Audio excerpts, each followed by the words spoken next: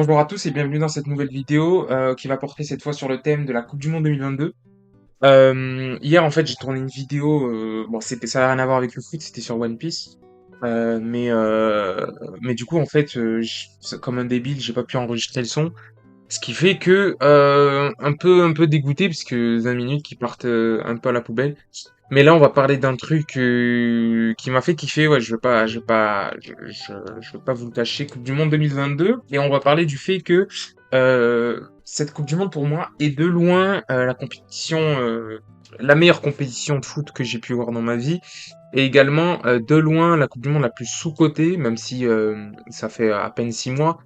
Je trouve que ce qu'on a vu sur le terrain, c'est du jamais vu pour notre génération à nous. Je parle de moi qui est né au début des années 2000, en 2001.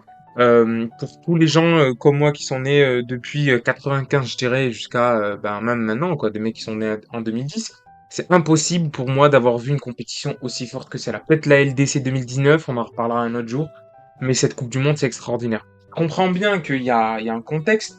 D'ailleurs, quand on va sur la page Wikipédia là où je suis, forcément suspicion de corruption, forcément le Qatar, on va pas se cacher, il y a un moment donné, quand t'as pas l'appui médiatique ou que t'as pas un grand poids auprès des instances parce que t'es un petit pays au beau milieu du désert qui a aucune histoire avec le foot, c'est très compliqué d'obtenir une Coupe du Monde, donc il y a forcément des suspicions de corruption, il y a eu des morts dans le stade, c'est vraiment ça qui, pour moi, a été dramatique en fait pour l'accueil de cette Coupe du Monde, c'est que des gens sont morts. Après, il faut pas non plus tomber dans le manichéisme en se disant toutes les Coupes du Monde et les compétitions avant, c'est tout beau, tout rose, parce que moi j'ai vu que ce soit des JO ou des Coupes du Monde, des catastrophes humanitaires ou environnementales, et que là parfois on est un peu tombé sur le Qatar en disant ok vous êtes des monstres, ok, c'est vrai que moi je pense qu'il y a des mecs qui sont pas nets là-dedans, mais il y a quand même d'autres pays pour lesquels on n'a pas eu la même énergie. Maintenant, on va essayer de parler uniquement foot à partir de là. On se retrouve avec 32 pays. Et pour moi, là où je dis que pour moi, c'est la meilleure Coupe du Monde et meilleure compétition que j'ai vue, pour moi, je parle des phases de poule. En fait, pour moi, le ciment d'une Coupe du Monde, le ciment d'une grande compétition, c'est les phases de poule parce que la moitié des matchs se passent pendant la phase de poule. Vous avez, je crois, 64 matchs en tout dans la Coupe du Monde et 32 uniquement pour la phase de poule, si je ne me trompe pas. Et là, on avait pour une fois des groupes qui étaient assez homogènes dans l'ensemble, je trouve, selon moi. L'exemple parfait, c'est le premier groupe parce que vous aviez Pays-Bas, Sénégal, Équateur, Qatar. Grosse déception dans ce groupe pour moi, c'est le Qatar parce que je les avais vus à la Coupe d'Asie en 2019 et je trouvais qu'il y avait quand même énormément de qualité que j'ai pas retrouvé dans cette Coupe du Monde. Je pense aussi le fait qu'avoir une Coupe du Monde à domicile, ça leur a fait beaucoup de mal. Après, au final, c'est bon, même s'ils ont 0 points, ils perdent 2-0. Le premier match est un peu catastrophique leur niveau, mais tu perds 2-0, 3-1 et le dernier match 2-0, c'est pas non plus. On a déjà vu des équipes prendre 8-0 que tous les Congolais. Le Sénégal, c'est très content parce que moi je m'attendais à ce que l'Équateur se qualifie, je vais pas vous le cacher, que ce soit avant la Coupe du Monde. Je trouvais qu'on mettait un peu trop le Sénégal en avant parce que force est de constater que c'est la meilleure équipe africaine sur les 5 dernières années. Il n'y a pas de souci. En tout cas, c'est l'équipe la plus régulière. Mais justement, j'avais peur qu'il y ait cette pression, que les joueurs ressentent cette pression-là. Sans Sadio Mané, je me suis dit, ah, en fait, ils perdent leur capitaine, ils perdent leur soldat. Et ça me rappelait un peu la Côte d'Ivoire en 2010 quand Drogba était parti à la Coupe du Monde en étant blessé. C'est jamais une bonne chose. Et au final, ils s'en sortent bien. Les Pays-Bas s'en sortent très bien, je trouve, parce que vraiment, le match contre l'Équateur, je sais absolument pas comment ils arrivent à tenir le nul. Pour moi, c'est bon, il y a un exploit d'Arpo, mais pour moi, l'Équateur, c'était une vraie équipe et j'attends de les voir dans 4 ans parce qu'ils ont une génération champion du monde de U20, je crois. Ils ont des joueurs incroyables, je pense. Voilà, Cristiano, je ne connaissais absolument pas de joueur. Valencia, bien sûr, bon, il sera pas là dans 4 ans, à part si il pourra jouer à 38 piges, mais il y a une nouvelle génération avec les mecs de Brighton, les Caicedo, les Enciso, non, les Enciso, il part oui, pas pour moi. Il y a, non, mais comment il s'appelle l'autre? En plus, il est dans la Coupe du Monde, le mec qui ressemble à Firmino. Bon, bref. Une vraie équipe, l'Équateur. Là où ce que je veux, en fait, là où je veux en venir, pour moi, pourquoi c'est une Coupe du Monde des légendes? Il y a des matchs de légende. Alors bon, l'Angleterre, c'était incroyable. Pour moi, c'était la meilleure équipe de la Coupe du Monde, sincèrement. Enfin, sur la phase de poule, pour moi, il y avait aucune équipe qui me donnait la même chose. Franchement, Gareth Bale, encore 99e minute. L'Iran, le match à la 99e, les buts de Cheshmi, Rezean, on s'en rappelle, hein. C'était, franchement, vraiment, j'ai encore des frissons de temps d'en parler. Mais là, on va rentrer dans les groupes. Pour moi, il y a eu des matchs de légende. Parce que souvent, dans les phases de poule de Coupe du Monde, vous avez 3, 4, petite pause là. Ah, ah, ah, ah, ah, ah, ah. Pour moi, dans les matchs de Coupe du Monde, vous avez souvent 3, 4 Coupe du Monde, vous avez souvent 3, 4 matchs de légende en fait. Si je pense aux Coupes du Monde que j'ai vu moi, parce que la première que j'ai vue en direct c'est 2010, mais bon, avec YouTube quand même, on a beaucoup d'archives sur 2006, 2002, 98 c'est en France, donc on a beaucoup de choses et tout, je pense chez nous. Donc finalement, si on remonte justement jusqu'à 98, jusqu'à maintenant, on a souvent dans les phases de poule 3-4 matchs qui sortent du lot, qui nous viennent directement à l'esprit. Quand je vous dis Brésil, vous pensez le Pays-Bas, Espagne 5-1. Quand je vous dis l'Afrique du Sud, vous pensez justement le but de l'Afrique du Sud, Chabalala. Quand je vous dis Coupe du Monde 2006, vous faites les matchs de l'Allemagne, les 4-2, vous pensez à des matchs. Mais vous en avez des comme ça qui vous viennent, 2-3, comme enfin, à part un ou deux matchs à chaque fois. Vous avez pas de match où vous vous dites, waouh, c'est dingue, tu vois. Même la Coupe du Monde 2002, ça va être Uruguay, le 3-3, voilà. Il y a des matchs comme ça qui vous viennent. Là, cette Coupe du Monde, je parle pas de un ou deux matchs, je parle d'une dizaine de matchs. Et c'est ça, en ça que le match, je pense que cette Coupe du Monde va rentrer dans l'esprit de tout le monde, c'est que quand on va vous parler de la Coupe du Monde, l'Arabie Saoudite, Argentine, mais dans 25 ans, on s'en rappellera qu'une équipe comme l'Arabie Saoudite, qui vient d'un continent qui est pas réputé pour le foot, qui vient d'un pays qui est pas réputé pour le foot, avec des joueurs qu'on connaissait pas véritablement. Alta Ossari, bon, on l'a tous eu en petite boost sur FUT à l'époque, mais c'est pas non plus une pointure du foot mondial. Et la plupart de ces joueurs sont des très bons joueurs qui jouent dans un très bon championnat, mais qui est un peu sous les radars depuis pas mal d'années, qui est l'Arabie Saoudite. Qui est un bon championnat, sincèrement. Bon là, maintenant, ça ne l'est plus parce qu'ils ont recruté Ronaldo, qu'ils ont recruté Benzema, qu'ils vont recruter probablement N'Golo Kanté et d'autres joueurs. Mais c'est quand même extraordinaire ce qu'ils ont réussi à faire. Bon, l'Argentine va mener 3-0 à la mi-temps, pas de doute. Lautaro Martinez, vous savez ce que je pense du joueur. Bon, même si c'est un joueur de classe mondiale, pour moi, c'est un assassin. Les buts hors jeu, l'Argentine, un peu de pression, le match s'installe. Et puis là, retour deuxième mi-temps, je pense vraiment qu'Hervé Renard, son titre de sorcier blanc, il l'a pas volé. Je suis désolé. Et franchement, ce match extraordinaire. Un match de légende, on peut le dire, hein. Sincèrement, ces deux matchs-là, l'Australie-Danemark et le Tunisie-France, ce seront pas des matchs de légende. En tout cas, pour le football africain, la Tunisie qui bat la France, champion du monde en titre, qui fait finale, pour moi, ça restera dans l'histoire. L'Australie, Danemark, grosse déception. Je vais pas vous le cacher. Pour moi, c'est l'une des trois plus grosses déceptions de cette Coupe du Monde parce que j'en attendais énormément, je les mettais, j'étais limite à les mettre derrière les carrés de Coupe du Monde parce que je me disais en fait, ils sont dans une poule pas trop compliquée, ce que je pense avant le début de la Coupe du Monde. La Tunisie, moi je pensais pas qu'ils allaient faire une Coupe du Monde comme ça, sincèrement. Et même là, après la Coupe du Monde, j'ai des regrets parce que ce match contre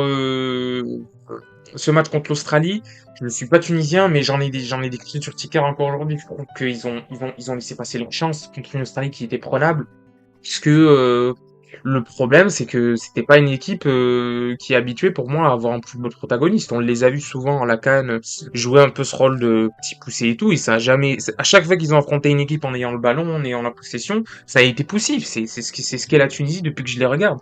Et malgré tout, ils ont fait une vraie Coupe du Monde, un vrai match contre la France. Ça m'a fait plaisir de voir des joueurs comme Talbi, comme comment il s'appelle, le Maïdouni, bien sûr, une légende ce mec, et voilà, et ça m'a fait plaisir de voir des Tunisiens à ce niveau-là. Déjà, je pense vraiment qu'il y a trois matchs là dont j'ai parlé qui seront mémorables, dont un match de légende.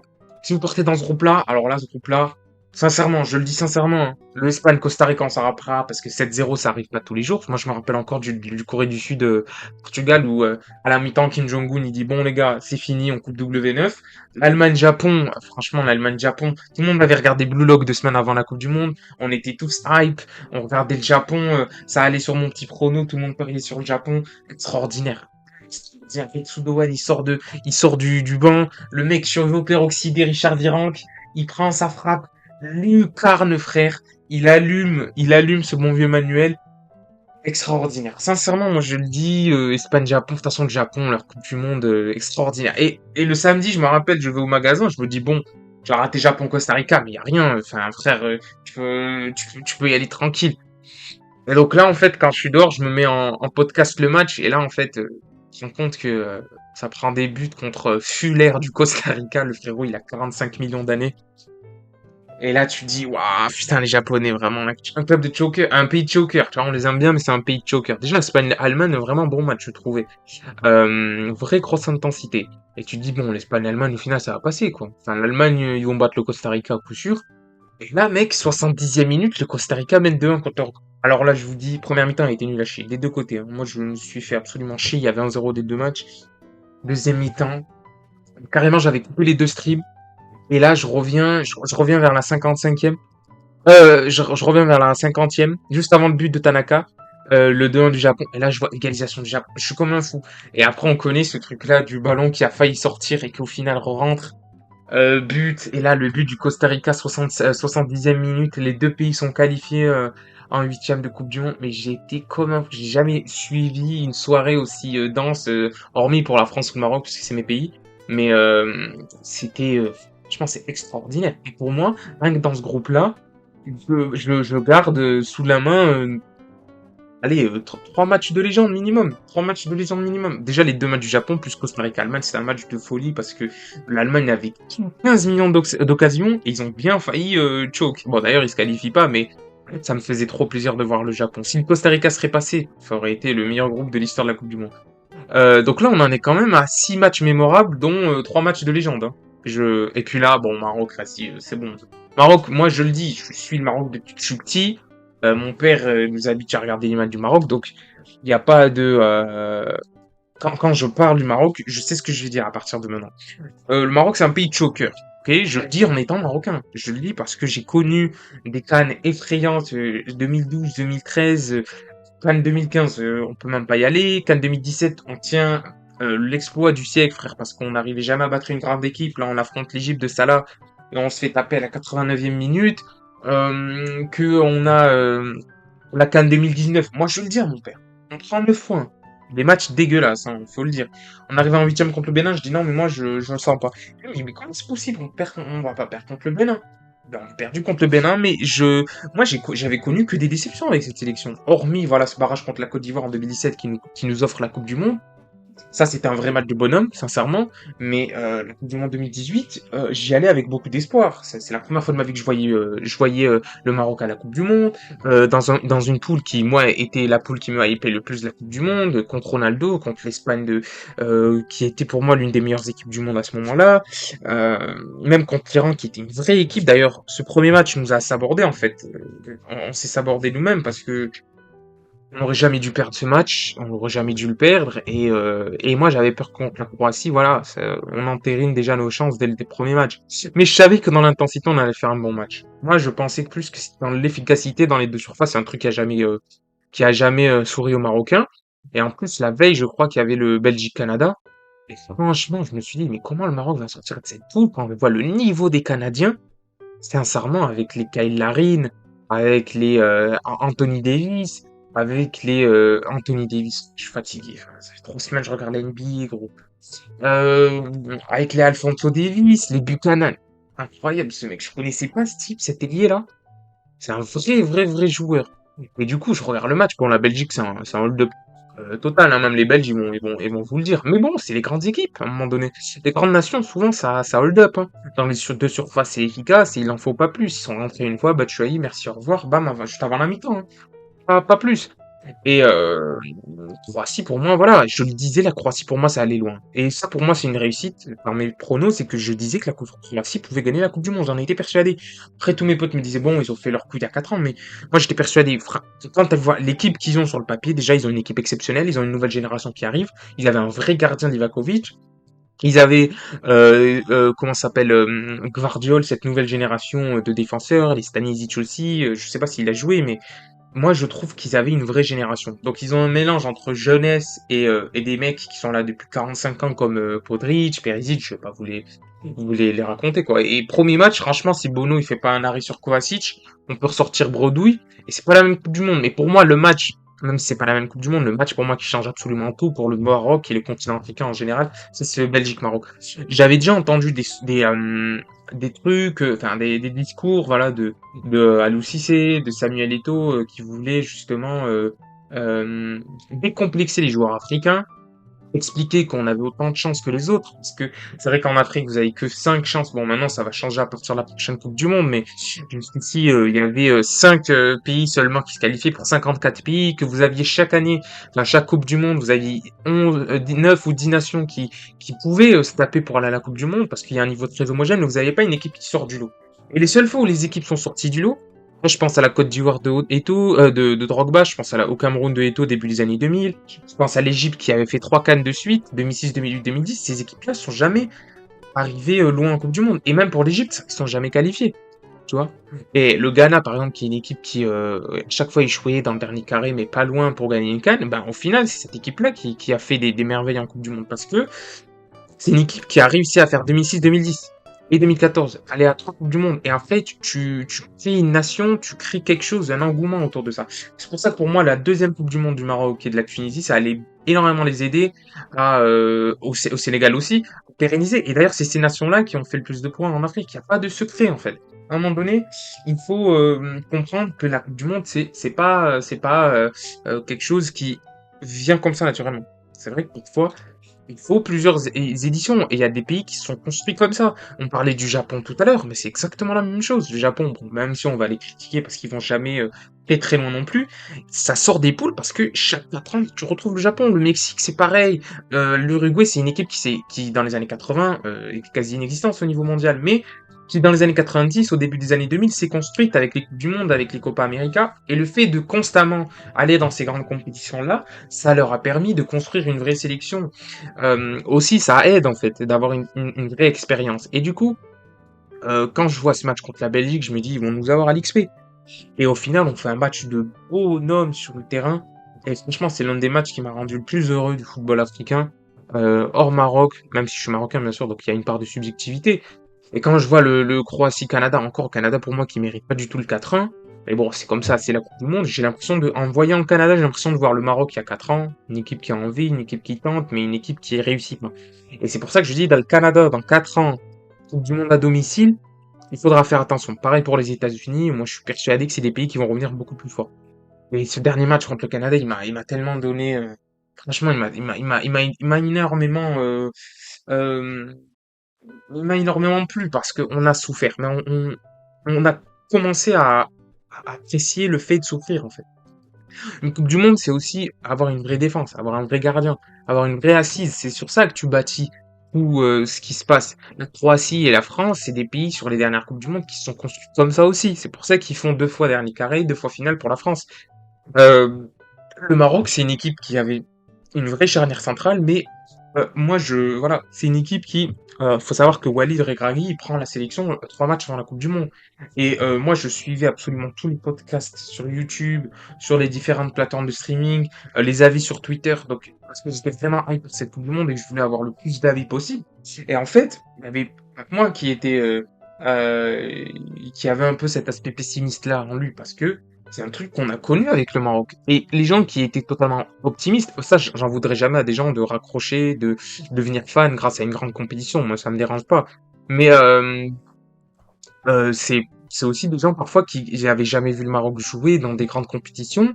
Et, euh, et du coup, il faut connaître aussi le train-train quotidien de cette sélection. Donc ça m'a fait très peur. Et au final, ce match contre le Canada, on souffre, mais on souffre bien. Voilà, il faut bien souffrir parfois dans la vie. Bon, après, c'est pas un message pour tout le monde non plus, hein, mais c'est bien. En vrai, moi, j'étais content. Déjà, ce but de Ziyech, il m'a énormément rassuré. Et après, on sait ce qui se passe par la suite. On en parlera plus tard. Mais du coup, là, pour moi, dans cette poule-là, sincèrement, il faut au moins rajouter 2 matchs du Maroc. À minima, le Maroc-Belgique. À minima, donc ça fait déjà 7 matchs mémorables, dont 3 ou 4 matchs de légende. Parce que je pense que ce Maroc-Belgique, on s'en rappellera très longtemps. Brésil, Suisse, Cameroun, Serbie, c'est un peu ma déception de ce mondial parce que c'était vraiment quasiment le groupe, celui-là avec le dernier groupe, le groupe que j'attendais le plus et le groupe du Japon, mais je m'attendais pas à ce que le Japon est signé, voilà, je vais être honnête avec vous, hein. Brésil, Suisse, Cameroun, Serbie, je m'attendais à un groupe, je m'attendais surtout à la Serbie en fait. Bon, la Suisse, ils ont donné ce que je pensais d'eux, même si je pensais que la Suisse allait passer ce cap-là, allait aller en quart de Coupe du Monde, comme ils l'ont fait à l'Euro, ils ont pas réussi au final. Mais le Cameroun, voilà, franchement, honnêtement, le Cameroun, c'est l'une des équipes qui m'a le plus surpris. Je m'attendais à ce qu'il fasse un point au moins parce que pour moi, c'était une équipe qui avait pas les qualités pour aller en Coupe du Monde. Juste avant la Coupe du Monde, ils faisaient des matchs nuls contre, je me rappelle même plus du pays, frère, c'était un pays très sombre d'Europe de l'Est.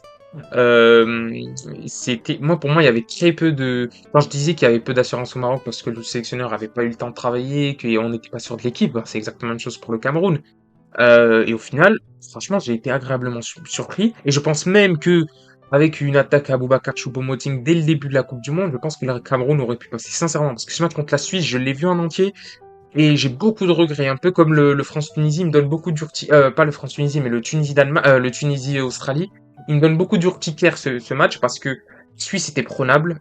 Pas la Suisse, Serbie était prenable. Et sur ce match, parce que la Suisse derrière, après c'est bon sur les deux derniers matchs, mais sur ce match, Suisse-Cameroun, franchement, quand je regarde le match, et que je vois les occasions de Castelletto, de Choupo-Moting, moi, je pense qu'il y avait quelque chose à faire. Et quand tu vois ce 3-3 contre la Serbie, un match un peu irrationnel, honnêtement, je comprends pas comment la Serbie a pu laisser passer un match comme ça, mais je comprends pas non plus comment le Cameroun a pu laisser passer un match comme ça. Parce que quand tu reviens et qu'il te reste 25 minutes, tu viens d'égaliser, t'as mis 2 buts en 3 minutes, tout le monde s'attend à ce que le Cameroun remarque un but. C'est logique, en fait. Et ils y arrivent pas. Mais s'ils avaient gagné ce match 4-3, ça aurait été un match de légende. Ça reste quand même pour moi un match de légende, parce que le 3-3 en Coupe du Monde, ça arrive pas tout le temps. Même le Suisse-Serbie, quand on connaît la rivalité qui est entre ces deux pays-là, entre certains joueurs suisses également et certains joueurs serbes, beaucoup de tension, mais c'est pour ça aussi qu'on regarde la Coupe du Monde. Le Cameroun, avec Aboubacar qui marque à la 93e, là vous voyez, but 92e et carton rouge 93e, quel plaisir celui du Cameroun contre le Brésil.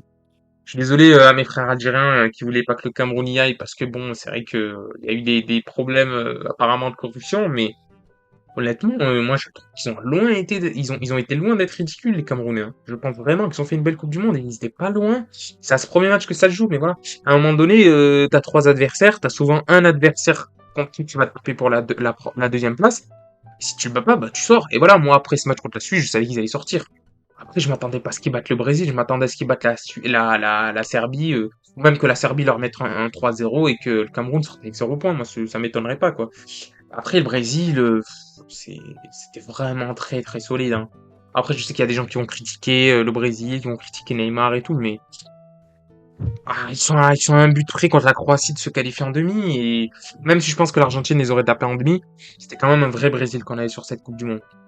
Et pour moi, là, on est sur un groupe, mais vraiment, j'ai encore des frissons que d'en parler. Bon, l'Uruguay, Corée du Sud, ok, on peut voir un 0-0, on peut se dire c'est un match. Mais la Corée du Sud, la dernière demi-heure, incroyable intensité de cette équipe. Vraiment, je suis devenu fan du foot coréen. Avant le début de la Coupe du Monde, je regardais énormément de vidéos sur le foot japonais, parce que justement, Blue Lock, ça m'avait trop hype. Je regardais des reportages sur YouTube sur le foot japonais depuis genre 20 ans, l'évolution du foot et tout, parce que c'est un truc que j'aime. Et du coup, j'étais vraiment hype pour le foot japonais, mais par contre, la Corée du Sud, aucune idée des joueurs et tout. Et pourtant, incroyable, cette équipe m'a donné des frissons. Il y avait une intensité physique que les joueurs mettaient. Vous avez rarement vu ça. C'était extraordinaire contre l'Uruguay. Dans les 20 dernières minutes, je pense qu'il y a au moins 10 centres. C'était dingue. Le Portugal-Ghana, un match de légende, vraiment pour moi. Franchement, ce Portugal-Ghana, quand André Ayou, il égalise, je crois, sur péno. Vraiment, j'avais des frissons, j'avais l'impression de revenir à l'époque où j'étais petit, je voyais des Portugal Ghana en 2014, j'avais l'impression de revoir la Coupe du Monde 2010 avec le grand Ghana, Samoa Gyan et tout. Et puis voilà, le but de Ronaldo, une légende, Léao, par contre, j'ai jamais compris pourquoi il était pas titulaire, parce que pour moi, il était extraordinaire. Même si Félix était un bon joueur, non, mais extraordinaire Léao. Et puis après, Corée du Sud, Ghana, là, vraiment, on est, pour moi, sur typiquement ce qu'est un match de légende. Il n'y a pas de nation européenne, il n'y a pas de nation sud-américaine. Il y a des mecs que tu vois une fois dans l'année, un pays africain contre un pays asiatique. Allez, maintenant, tapez-vous. Et on vous donne un match extraordinaire. Pour tous ceux qui ont vu Corée du Sud Ghana chez eux, je sais qu'il y avait des chômeurs parmi nous, des gens qui ont posé des RTT justement pour ça. Corée du Sud Ghana, pour moi, c'est un match extraordinaire. Il y avait absolument tout ce qu'il faut pour être un grand match de Coupe du Monde.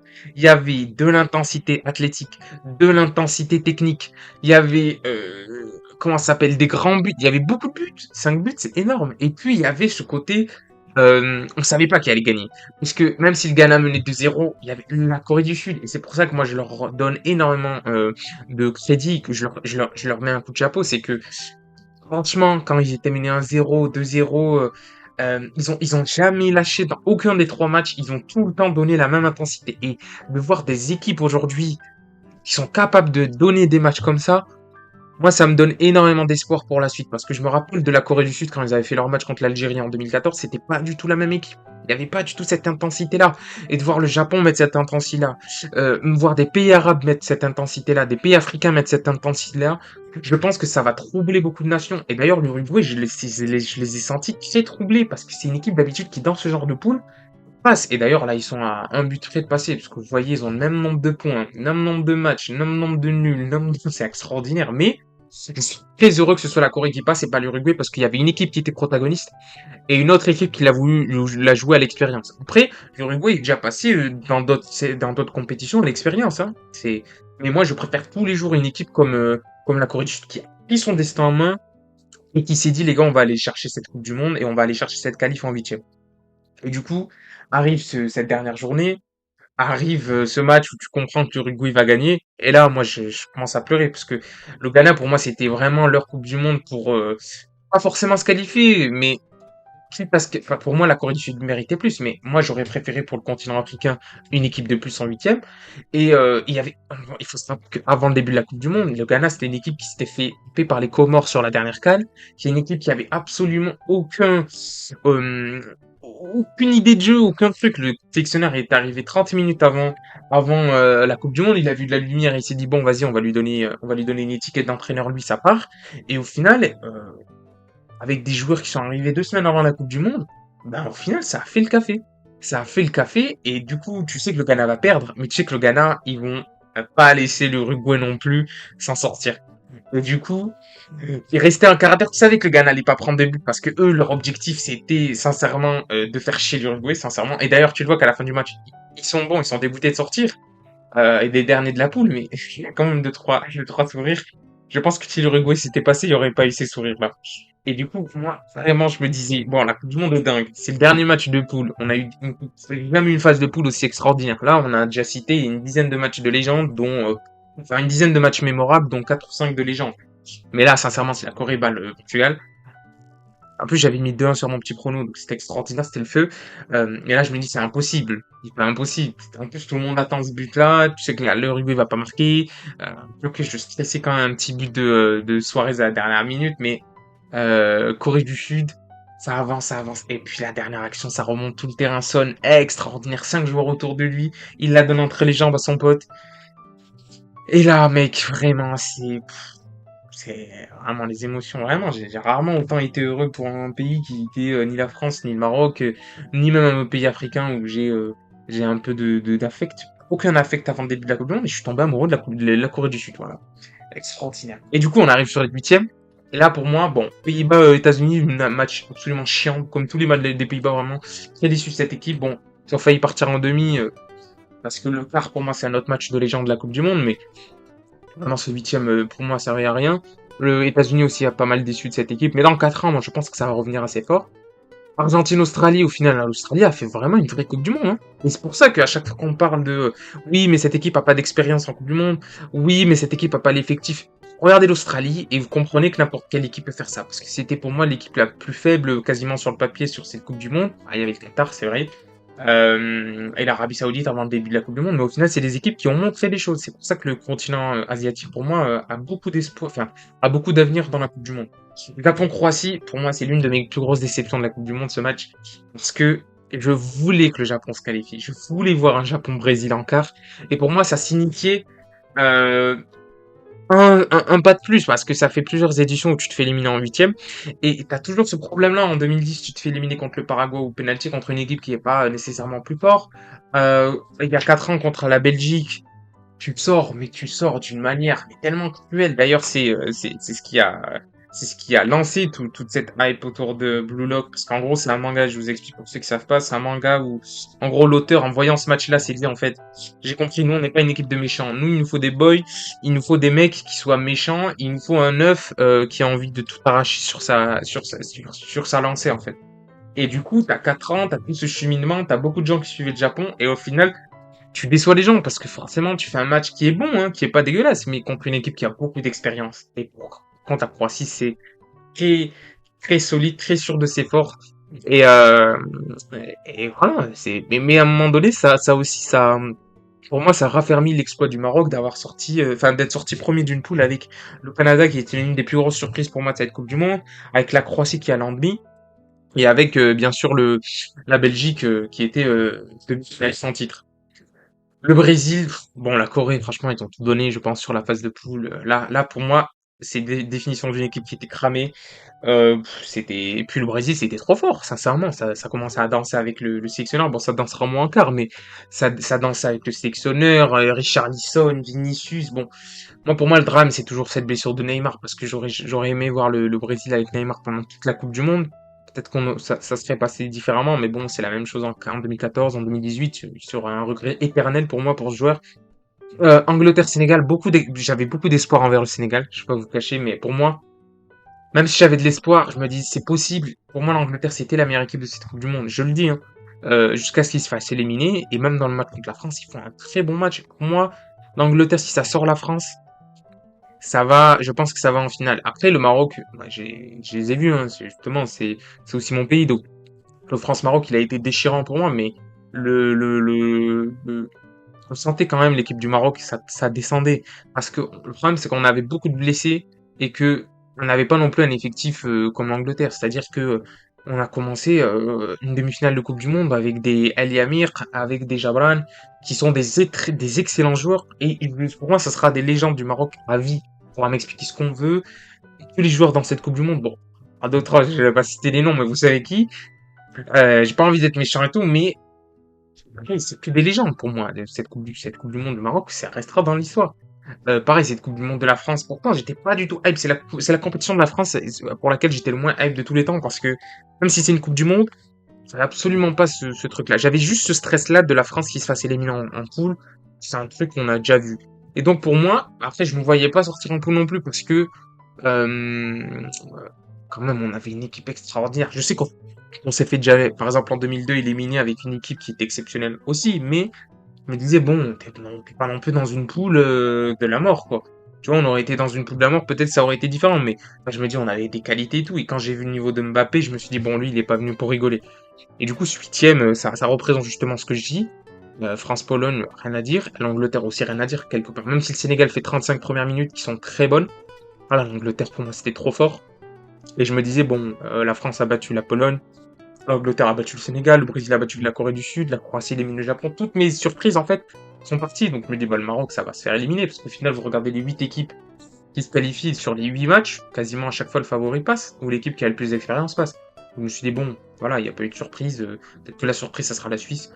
Et puis voilà. Et puis le Portugal met 6-1, donc bon, tu te dis, bon, c'est terminé. Et là, franchement, je sais même pas. Franchement, j'ai rarement ressenti une telle émotion pour un match de foot. La séance de tir au but, Yacine Bono, c'est vraiment, franchement une légende ce mec, hein, à vie, hein, il faut le dire. Lui, ça restera une légende du football mondial, en fait, même pas africain, même pas marocain. Ce sera une légende du football mondial. On s'en rappellera toute notre vie. Extraordinaire, franchement. Quand on connaît toute l'histoire qu'il y a entre les deux pays, de la mixité culturelle qu'il y a, parce qu'au final, c'est qu'à 14 kilomètres l'un de l'autre. Et puis voilà, après tu pars en quart contre le Portugal, t'arrives à les éliminer dans le temps réglementaire, t'arrives à tenir 120 minutes contre l'Espagne, t'arrives à tenir 90 minutes contre le Portugal, alors que le Portugal, sincèrement, c'est tout. Mais ils avaient une équipe sur le papier. J'ai rarement vu une équipe aussi forte du Portugal. Je pense que c'est l'équipe du Portugal qui était la plus forte pour moi sur le papier de ma vie, hein. Peut-être Coupe du Monde 2006, je suis d'accord, ils avaient une Coupe du Monde, enfin ils avaient une équipe exceptionnelle. Mais là, c'était dingue, c'était dingue. T'élimines un Portugal avec 3-4 joueurs qui avaient gagné l'Euro 2016.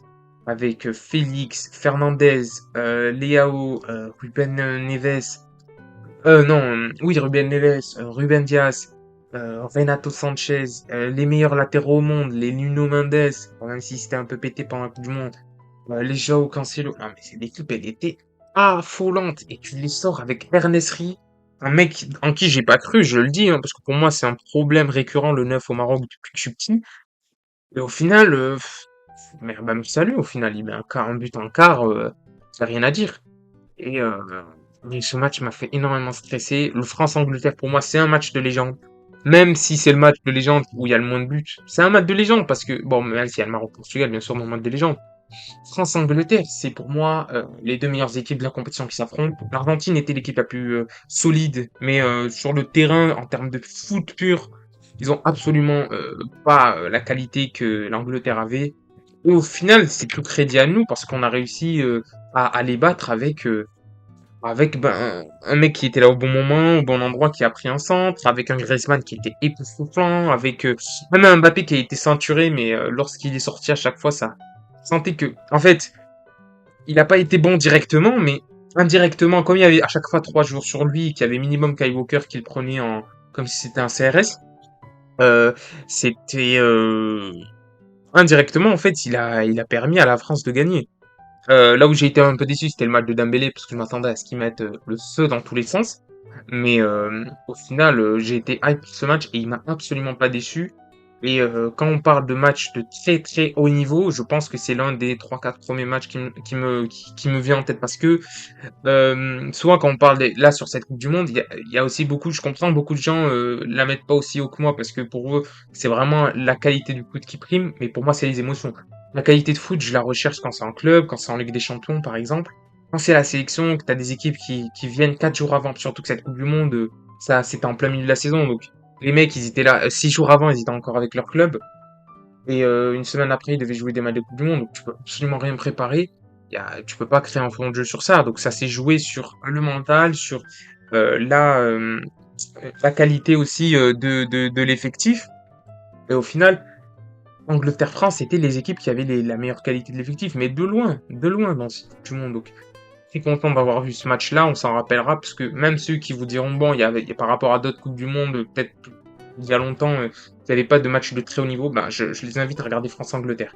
Croatie-Brésil, très déçu. Bon, après, je suis content pour les Croates, parce que c'est mérité, le Modric, la potion bleue, le Powerade, cela ne nous regarde pas, mais le Brésil, pour moi, j'étais content, parce que Neymar, il avait mis son but de légende. Pour moi, il lui manquait un but de légende avec le Brésil, un but, voilà, un but 116e, double une 2 alors que t'étais blessé à la cheville. Tu reviens, double une 2 116e, 117e minute, tu mets un but en quart de Coupe du Monde pour qualifier ton pays. Si tu veux de mieux. Ok, on parle de Neymar qui doit être clutch, là, il pouvait pas être plus clutch que ça. Après, bon, il est dans une équipe qui est pas capable de tenir un score pendant 5 minutes. Ça, c'est un autre problème parce que bon, je pense que El Yamir et Jabran du Maroc, vous les mettiez, de Jabran, c'est Benoun en plus. Vous les mettiez dans l'équipe du Brésil, je pense que ça passait. Et bon, après quand j'ai vu Marquinhos prendre le ballon, j'ai dit bon, merci à la Croatie pour cette demi-finale, cette deuxième de suite. On savait déjà. Merci à tous, mais Marquis, il va falloir se reposer là pour la prochaine saison. Je te sens brisé. Pays-Argentine, autre match de légende, hein. Match vraiment Paredes, je sens qu'il voulait mettre un tombstone pile driver comme Undertaker à la moitié de l'équipe des Pays-Bas. Vraiment, ça a failli se fighter. Kimilas Bobo, mais au final, ce but de Weghorst à la 92e, même pas, je crois que c'est à la 99e, vraiment un match n'importe quoi. Extraordinaire ce match, hein. Je vais aller voir, mais je crois qu'ils égalisent, ça n'a aucun sens. 57e, mais non, c'est pas ça. Quart de finale. Quart de finale. Ah oui, d'ailleurs, le 6-1 Portugal-Suisse, il m'a pas parlé, mais bon, merci les Suisses. Euh, 101e minute, ça n'a aucun sens. Ce match, il était. Mais moi, vraiment, un autre truc que j'ai vraiment aimé dans cette Coupe du Monde, c'est ça, justement. C'est les matchs qui duraient 120 minutes, parce que le match, il est arrêté pendant 7 minutes et on donne 3 minutes de temps additionnel. Moi, je déteste ça, j'ai toujours détesté ça. Et là, quand je voyais des matchs qui avaient 14 minutes de temps additionnel, toutes les équipes ont compris qu'il fallait jouer au foot. Et ça a été vraiment réussi, je trouve, pendant cette Coupe du Monde-là. J'ai vraiment kiffé. Au début, c'était un peu un running back, mais genre, j'ai vraiment kiffé. Quand tu diras, carton rouge, je vais pas en parler, mais j'étais vraiment, vraiment énervé. Et du coup, on arrive aux demi. Argentine-Croatie, une des déceptions de la Coupe du Monde pour moi, parce que la Croatie, je pense qu'il pouvait faire mieux. Il y avait aussi pour moi une faute d'arbitrage, je le dis. Après, j'aime pas les théories de oui, bon, la France, enfin, comment dire, l'Argentine a gagné sa Coupe du Monde grâce à la FIFA et tout. Ça, vraiment, il faut arrêter avec les trucs comme ça, s'il vous plaît. On a déjà vu des équipes qui ont fait bien, bien pire par le passé, et dans le passé récent. Là, il faut arrêter, ok? C'est pas parce qu'ils ont eu 5 pénaltys dans la Coupe du Monde que à un moment donné aussi, frérot, quand tu vois parfois les fautes qu'ils prennent, bon, il y a des fautes qui sont pas évidentes, mais faut arrêter de dire l'Argentine, voilà, à un moment donné, il faut arrêter aussi.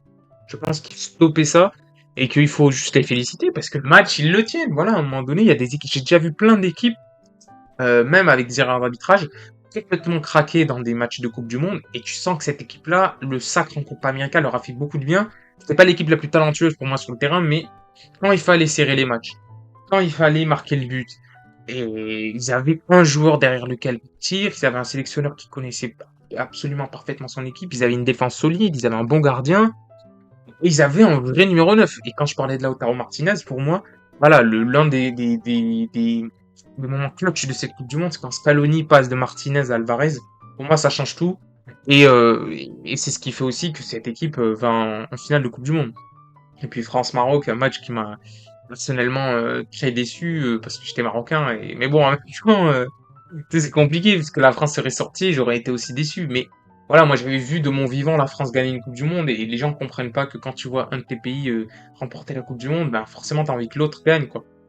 Surtout que c'était quelque chose qui aurait pu être extraordinaire de voir une équipe africaine en finale de Coupe du Monde. Après voilà, peut-être que le Maroc serait allé en finale et serait fait taper contre l'Argentine, j'aurais eu énormément de seum. Après, là, tu vois, ça finit avec Lloris, son arrêt de raciste là sur le poteau, extraordinaire. Merci Hugo pour ta carrière. Euh, que tu vois des mecs, Colomani rentre 2 minutes après, il marque sur une petite action de Mbappé et tout. Puis voilà, finale pour moi, le plus grand match de l'histoire du foot. Hein. Y a même pas de... Franchement, je comprends pas comment on peut ne pas classer ce match-là comme le plus grand match de l'histoire de ce sport. Enfin, je vois absolument pas ce qui manque à ce match. Ok, certes, il y a 75 minutes où on se fait chier. Mais en fait, cette minute-là, 80-81e, elle vaut plus que 95% des matchs que j'ai vus dans ma vie.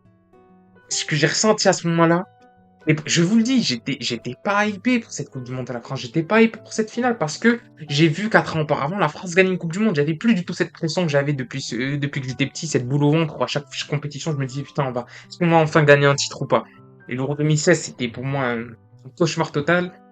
Là, ça a pas du tout été un cauchemar. Même, j'apprécie parler de cette. Je sais que c'est pas le cas de tout le monde, mais j'aime parler de cette finale parce que pour moi, je retiens beaucoup plus le match de légende que la défaite. C'est la première fois de ma vie où, pour moi, l'image qu'a donnée la France du football, c'était absolument dingue. Et Mbappé, ce jour-là, non, là, je vous le dis parce que c'est les émotions qui remontent, mais là, vers la 124e minute, là, juste avant le coup de sifflet final, il commence à dribbler deux trois joueurs.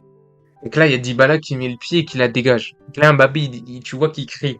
Là, si Mbappé, il dribble Dybala, le Paulo, qui met le but, là, il met un quadruplé 125e minute 4-3 pour la France. Mais c'est tout de suite, c'est top 5 des plus grands joueurs d'histoire du football. Mais il y a même plus de débat, il y a même plus de débat. Il était à un but frais, d'être top 5 des plus grands joueurs de l'histoire du football, même sans ballon d'or, même sans ce que vous voulez. Et donc ce mec-là, il est pas passé loin d'avoir une legacy, mais même si je pense faire un triplé sur une Coupe du Monde, dont un doublé en 1 minute, quand je vois le nombre de réactions qu'a eu ce but-là et cette action-là, ce doublé-là, il y a eu plus de gens qui ont parlé de ça que du sacre de l'Argentine. Après, aussi content pour Messi, parce que pour moi, il lui manquait cette Coupe du Monde. C'est dur de pas avoir vu Messi et Ronaldo soulever chacun une Coupe du Monde, mais quand j'ai vu que le Portugal jouait contre le Maroc, je me disais, bon, voilà, si Messi pouvait en gagner une, je serais pas malheureux, quoi. Et en plus, l'Argentine gagne la Coupe du Monde d'une belle manière, parce ils se sont effondrés pendant 1 minute, et puis après, au final, ils ont réussi à tenir comme contre les Pays-Bas. Quand la France revient à 2-2, comme contre les Pays-Bas, tu te dis, bah, l'Argentine va craquer. Et contre les Pays-Bas, c'est pareil, je me dis en prolongue, l'Argentine va craquer. Et 2 fois, ils arrivent à tenir 30 minutes. Après, ils ont un gardien exceptionnel, il faut le dire. Alors qu'en France, bon, là, les pénaltys, c'est de la loterie, donc bon, tu me diras. Mais extraordinaire. Franchement, c'est le plus grand match de l'histoire du foot. Et à ce match, rien qu'avec ce match-là, je peux contrer 3 quarts des grandes compétitions que j'ai vues dans ma vie. Donc, absolument aucun doute sur le fait que cette Coupe du Monde-là est la meilleure. Donc, si on récapitule, match de légende, match de légende, match de légende, match de légende, match de légende, Maroc-Espagne, match de légende, bien évidemment. Et là, ça repart, hein. Là, ça repart plus la dizaine de matchs que je vous ai parlé. Donc, on peut facilement partir sur 15 matchs, 15 matchs qui resteront dans l'histoire du foot, sincèrement, pour moi. Finale, Mbappé, Messi, l'ancienne contre la nouvelle génération. Enfin, en termes de storytelling, est-ce qu'il y a vraiment est-ce qu'il y a vraiment quelque chose à redire de cette Coupe du Monde? Non. Et j'ai envie de vous dire, rendez-vous dans 4 ans, peut-être pour une autre Coupe du Monde.